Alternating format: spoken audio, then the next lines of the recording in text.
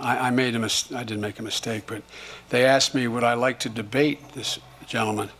And I said, no. I said, if we were in high school, I'd take him behind the gym and beat the hell out of him.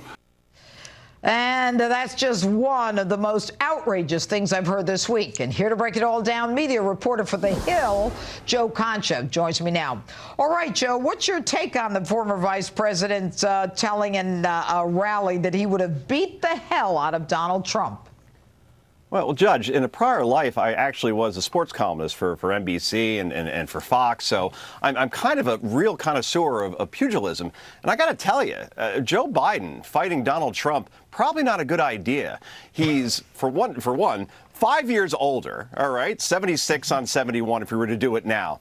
He's 3 inches shorter, 6 foot against 6'3". He's giving away 25 pounds. But most importantly, and you should know this being a New Yorker, the guy from Queens, who's a street fighter, probably is going to beat the guy from Delaware. So I have Trump in a third-round rhetorical knockout, even if this happened in high school. You know what's amazing, Joe, is that he actually gets in front of an audience and says that, you know, he'd like to beat the hell out of the president of the United States. What would have happened if someone said that about Barack Obama when he was president?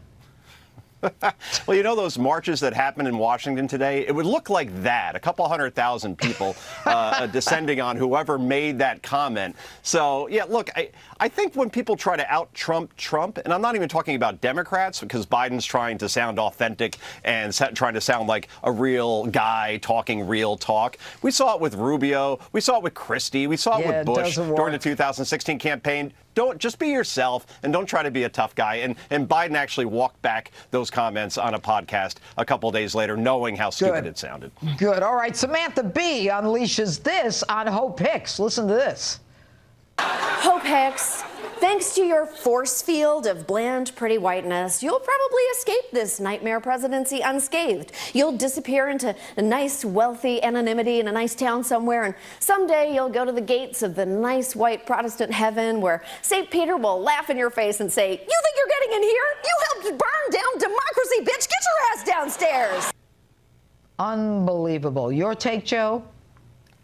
Well, look, Samantha Bee, again, I'll mention the march in Washington today. She says that democracy is being burned down. I think if a couple 100,000 people can march and protest like they did today, democracy is alive and well. That's a textbook edition. If you talk to White House reporters, they will tell you that this administration is more accessible than the previous one and the previous one before that. So the whole democracy thing, B gets an F here. But overall, Jeanine, I mean, I grew up watching Eddie Murphy or Letterman in his early days on NBC, or even Johnny Carson. I would VCR it just to completely date myself. And that kind of comedy wasn't as mean-spirited. It wasn't as petulant as it is predictable. It wasn't as angry as it is asinine. And what we're seeing now is political commentary dressed up as comedy.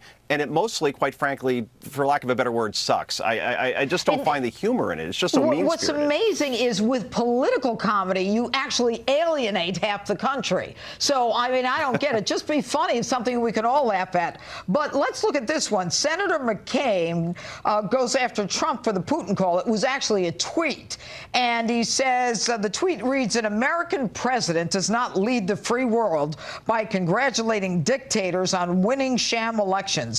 And by doing so with Vladimir Putin, President Trump insulted every Russian citizen who was denied the right to vote in a free and fair election." Now, before I even get to you, Joe, I mean, what about Barack Obama? Tell Vlad when the election's over, I'll have more freedom to talk to him. Flexibility. Yeah, flexibility to talk to him. But what's your take on this? Well, not just flexibility, but in 2012, there's an official transcript that shows President Obama calling Vladimir Putin to congratulate him, and President Bush as well in 2008. It wasn't Putin, but Medvedev, who was the president at the time, called him as well. And even President Bush had a nickname for Vladimir Putin. You could go look it up right now, and it was Puti Put.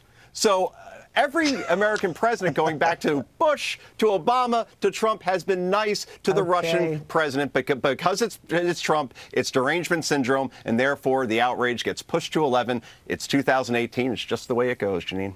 Joe Concha, thanks so much. And actor David R. White, star of God's Not Dead, joins me live next.